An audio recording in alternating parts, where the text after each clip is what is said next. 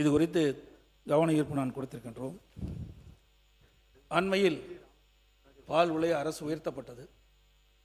3 ரூபாய் தான் உயர்த்தப்பட்டிருக்கின்றது. 1 ரூபாய் இந்த பால் உற்பத்தியாளர் சங்கத்திலிருந்து 1 ரூபாயும் 2 ரூபாய் அரசு கொடுப்பதாக அறிவித்திருக்கின்றார்கள். இன்றைக்கு தீவனுடைய விலை அதிகமாகி போச்சு, பராமரிப்பு செலவு அதிகமாகிவிட்டது.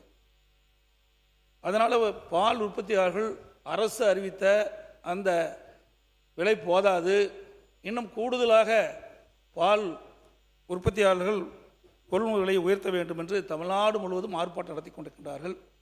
அவர்கள் கேட்பது 1 லிட்டர் தண்ணி இன்றைக்கி 15 ரூபாய்க்கு விற்கிது, 1 லிட்டர் பாலை 41 ரூபாய்க்கு தான் விற்கிது. ஆகவே பராமரிப்பு செலவு அதிகரித்த காரணத்தினால் அரசு அறிவித்த அந்த பாலுடைய கொள்முதல் விலை போதாது, உயர்த்தி கொடுக்க வேண்டும் என்று கேட்டுக்கின்றார்கள். 1 லிட்டருக்கு பசுமால் 50 ரூபாயும் எருமைப்பால் 60 ரூபாயும் வேண்டும் என்று கேட்டுக்கின்றார்கள். அரசு அதை பரிசீலித்து அதை உயர்த்துவதற்குண்டான நடவடிக்கை எடுக்க வேண்டும் என்று தங்கள் வாயிலாக அரசனுடைய கவனத்தை ஈர்க்கின்றேன்.